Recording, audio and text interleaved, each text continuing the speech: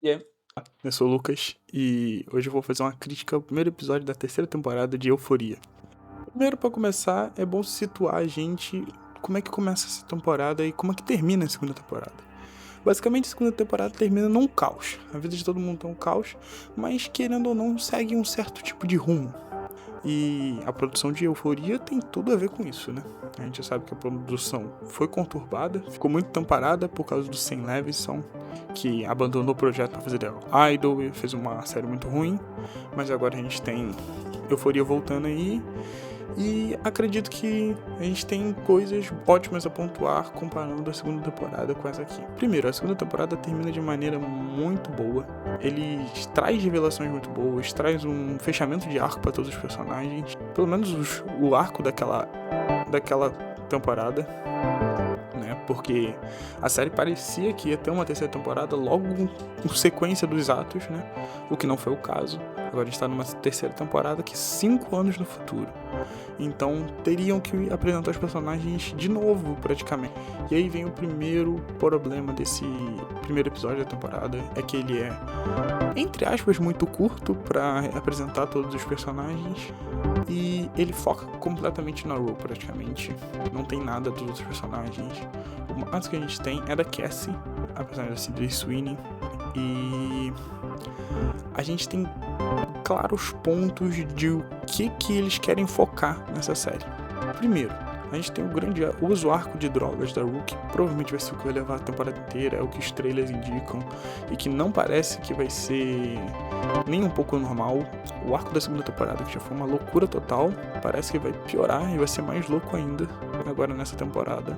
E a gente vai ter praticamente o dobro ou o triplo da loucura que foi na segunda temporada, o que talvez não seja ruim, porque até o momento eles estão tentando substituir toda a trama que estava se construindo pro personagem do Fesco, pro Ashtray, que ia morrer, teve várias coisas, várias situações, mas aí teve a morte do ator, do Fesco, e agora a gente tem que resolver isso de alguma forma, que é trazendo à tona esse mundo das drogas num nível maior, um segundo andar, podemos dizer assim.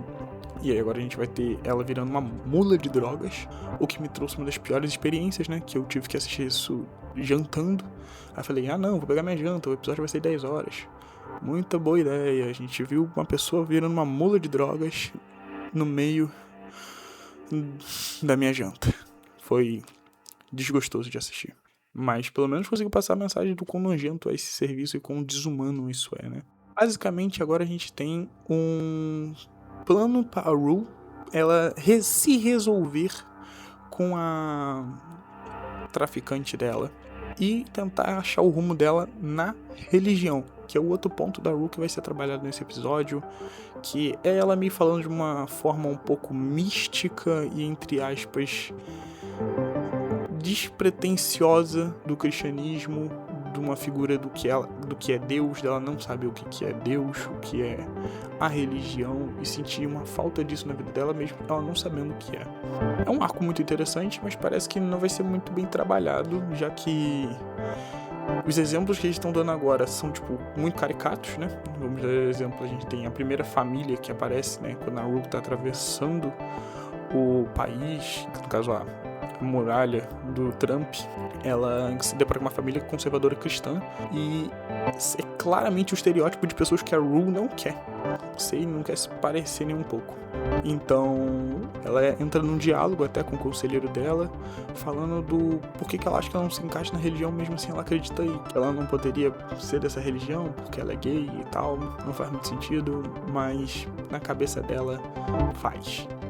E isso é uma dúvida que vai praticamente percorrer ela pelo episódio inteiro, dela entender um pouco do que é misticidade e tentar ligar isso ao mundo dela, que é totalmente caótico, que não tinha nem um pouco a ver com o que é o padrão de religião. Então o arco da Rue, ele vai se direcionar por esse caminho, onde a gente vai conhecer esse mundo das drogas e agora o mundo da prostituição, onde ela vai conhecer esse cafetão bolado que provavelmente faz coisas muito mais pesadas do que só prostituição, porque o trailer da série entrega.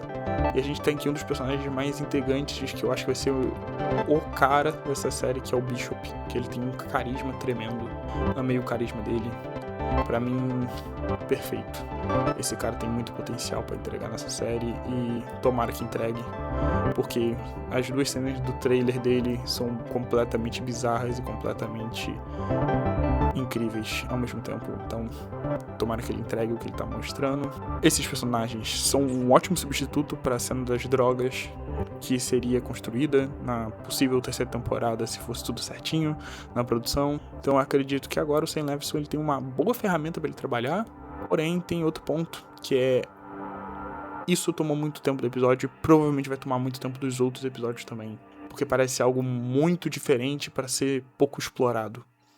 Tem que ser muito bem explorado, já que parece um âmbito um pouco maior. E acredito que isso também vai se reverberar nos outros problemas da temporada, que vão ser o tamanho do escopo e como conectar um grupo de adolescentes da mesma cidade, do mesmo colégio, agora na vida adulta, fazendo coisas totalmente diferentes nesta trama.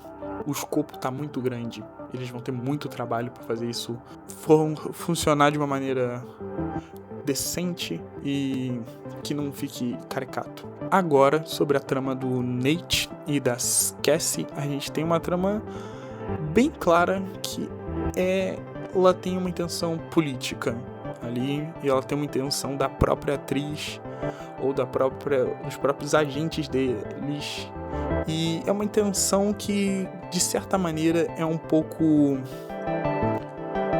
metalinguística, porque eles estão representando na série de uma maneira crítica, mas isso está acontecendo claramente na vida real. No caso, essa nova trama da Cassie como uma garota do TikTok, sexy, que vai fazer OnlyFans, é a trama perfeita para Sydney Sweeney se consolidar como um sexy symbol da indústria e dos Estados Unidos. Ela já é favorita lá, ela já é tratada como sexy symbol, e essa temporada parece que vai ser perfeita para quem já pensa nisso, de tornar ela um sexy symbol. Porque vamos deixar a parte, eles podem jogar na cara de todo mundo que tá assistindo ali que esse povo que idolatra, que o povo que gosta de OnlyFans é nojento, mas, sendo bem sincero, esses caras que gostam disso não vão nem um pouco ligar pra essa crítica, eles só vão desligar a chavinha do cérebro e vão assistir e vão ficar extremamente felizes pelas cenas que a Sydney Sweeney vai fazer. E a gente sabe muito bem que ela não é boba, ela fez tudo isso, a campanha dela, a carreira dela é toda pensada, e ela tá fazendo agora a temporada de Euphoria provavelmente por esse tema, também por isso, e eu acredito que vai dar o que ela quer, vai dar esse palco pra ela se consolidar realmente como um sex symbol americano. Agora a gente pode falar da trama dos outros personagens, né? A gente tem a trama da Maddie, da Jules, tem a trama da Lexi e a trama da Faye, né? Que é a personagem que agora nessa temporada o Sam Levinson chegou a falar que a Faye e a Lauren, se eu não me engano, que é a traficante, vão ganhar um certo destaque, vão ter tramas maiores, então eu acredito que provavelmente a Lauren vai brigar com esse novo cafetão pela Rue, que a Rue agora quer trabalhar para ele, o que é muito interessante, pode dar uma trama bem legal, bem grande. E a Faye vai tentar se consolidar nesse mundo e provavelmente ela vai tentar arranjar um novo amor, que eu acho que é a única coisa que deixou ela forte na última temporada, que ela tava criando uma sensação de paternidade com o Fesco, e agora assim, sem um ator a gente não tem como trabalhar isso, e talvez ela desenvolva uma questão sobre os relacionamentos dela, sobre a visão do mundo que ela tem quanto aos relacionamentos, algo que é muito interessante e pode dar muito pano pra manga nessa temporada. Inclusive esse novo namoradinho dela, ficante, vai ser mais do mesmo, então eu acredito que vai ser meio que uma forma de fazer a chavinha dela virar pra ver o mundo de uma forma diferente. Essa pessoa parece ser até pior do que o ex-namorado dela, então talvez seja um bom desenvolvimento pra ela, esse personagem. Então agora a gente pode falar um pouco do arco da Maddie.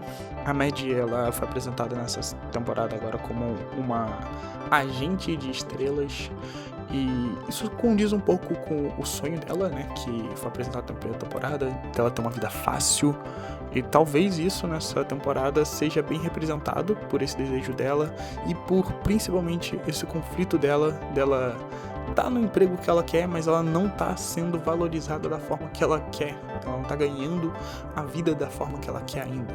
E ela vai ter provavelmente um conflito com a agente dela, no caso a chefe dela, para tentar conseguir o que ela realmente quer, porque a gente viu essa construção da Maddie como sempre uma pessoa ardilosa, uma pessoa estrategista, entre aspas, mas também que toma o que ela quer, ela consegue sempre o que ela quer. Então a gente vê aí essa possibilidade.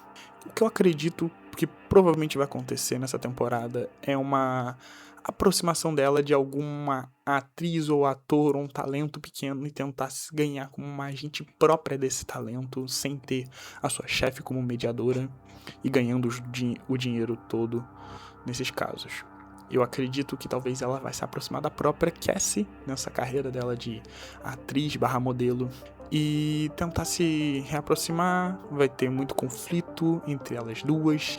Elas provavelmente vão mostrar as duas visões de mundos que as duas têm, que de certo ponto se tornou comum. As duas querem uma vida fácil e as duas querem, de certo ponto, virou uma coisa comum. As duas querem uma vida fácil e elas estão conseguindo.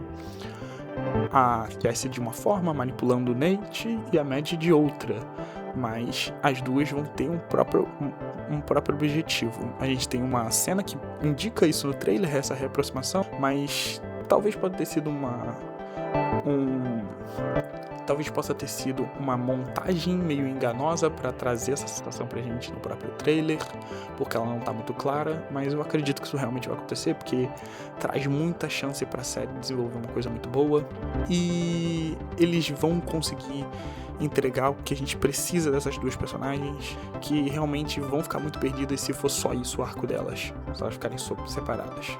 É muito raso para uma temporada inteira de Euphoria que trabalha tantos temas, né? E também dizer o arco da Lexi, que continua sendo só a amiga da Rue agora, uma coisa que ela não foi muito na segunda temporada de Euphoria, ela não foi tanto a amiga da Rue.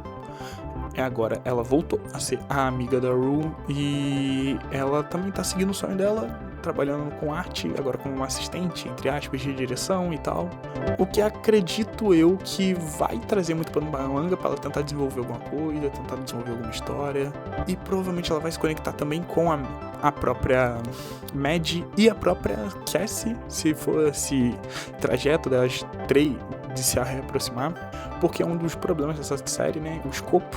A gente vai ter problemas muito grandes, um mundo muito grande, as pessoas vivendo e fazendo coisas muito diferentes. Você vai juntar todos esses personagens, né? A gente tem os fatos óbvios, né? Que a gente vai ter a junção desses personagens, que nem foi no trailer, né? Que é o próprio casamento do Nate com a Cassie, que é outro tema muito importante nessa temporada, e que provavelmente vai ser o ponto de encontro-chave para todos os personagens, onde vai ter muito conflito, né, lá, e isso realmente tem muita chance de ser muito bom. Nesse episódio a gente viu um Nate muito fraco. O Nate não tem rumo, a gente não sabe o que o Nate tá fazendo necessariamente, quais vão ser os problemas dele nessa temporada, a não ser que os problemas dele sejam a Cassie, que realmente parece ser um grande problema, né? Tá manipulando ele já de alguma forma, e claramente essa relação é problemática e ela vai trazer mais problemas. Acredito que a gente vai ter muitos temas para serem trabalhados, talvez uma briga entre os dois, uma separação até, ou um casamento conturbado, o que é bem claro que vai acontecer, né? E outro ponto agora para essa temporada é que a gente vai ter o desenvolvimento da Jules, né? Que ficou pro segundo episódio. O que eu achei horrível, né? Porque a gente tem uma das principais personagens dessa série, que é a Jules, acompanhou sempre a Rue, que a gente vai ter só ela no segundo episódio, a gente não vai ter nada dela no primeiro episódio. pelo menos que no segundo episódio ela seja completamente bem trabalhada para fazer jus ao personagem, que é realmente um personagem muito bem feito e tem muitas camadas para ser trabalhadas. Todo esse contexto dela ser uma Sugar Baby vai ser muito interessante. A gente tem muitas coisas para ser trabalhadas, vai trabalhar todas as camadas da personagem que são bem profundas, é uma personagem realmente bem trabalhada, apesar de que agora a gente tem um problema que ela tá completamente afastada da Rue, mas a gente não sabe por quê. Isso é um ponto interessante pra gente saber, porque a Rue nem sabia o que tá acontecendo com ela. Então, tipo, na segunda temporada a gente teve uma reaproximação delas duas no final, entre aspas, né? Meio que a Rue pelo menos ouviu a Jules, mas ela não conseguiu falar com a Jules, e então a gente tem no programa se resolver, mas pelo menos a Rue dessa vez ela já ouviu Alex. Pelo menos dessa vez a Rue já ouviu Alex falar da Jules sem ter um asco, ou pelo menos sem ter um medo. Ela só reagiu normalmente, né? Porque faz 5 anos, né, dessa problemática toda. Agora a gente tem uma temporada que realmente tem bastante potencial. Eu acredito que vem forte. Talvez os seus aspectos técnicos e cinematográficos estejam a desejar, porque o nível de euforia é muito alto. A primeira e segunda temporada é cinema puro, na minha opinião. Tem episódios que você fica chocado com a qualidade das cenas. E agora nessa terceira temporada foi entregue apenas umas migalhas disso, que nem a cena lá do tiro na maçã, que foi realmente muito bem filmada. Teve ângulos muito interessantes. A gente teve o famoso Close Leone na Jules, que é bem legal, imitando realmente um filme de faroeste, uma figura meio mística do cowboy. É uma coisa bem interessante, bem cinematográfica. E agora a gente tem que ver se Euphoria vai abandonar de vez esse lado cinematográfico, vai se tornar algo ocasional, algum momento vai acontecer, ou vai ser que nem nas últimas temporadas, que é praticamente uma das formas do Sam Levinson contar a história, os usos das luzes cinematográficas, das cenas que quebram a quarta parede. Será que isso vai voltar? O que eu acho que é muito bom, principalmente para Lexi, que traz uma vida meio extra diegética no roteiro da obra, pra gente confundir o que é real, o que não é, ou talvez até mesmo que é uma crítica à própria produção de Euphoria. É bem interessante. Então é isso, essa foi minha crítica do primeiro episódio da terceira temporada de Euphoria. A gente viu que realmente tem muita coisa pra acontecer nessa série, e tomara que aconteça. Eu espero muito dessa série, eu gosto muito dela. Obrigado por ter assistido ao final. Se você gostou, comenta, que eu vou responder, pra gente interagir um pouco sobre esse episódio. Deixa um like, se possível compartilhe para um amigo, pra gente também comentar, pra ele também trazer a opinião dele aqui junto com você. Eu tô começando agora a fazer vídeos, vou trazer vídeos de outras séries, como The Boys, Invencível, vou trazer de filmes atuais e filmes antigos que eu vou assistir fazendo uma análise um pouco mais profunda. Eu sou o Lucas, se você gostou, deixa o like, é isso, obrigado, tchau.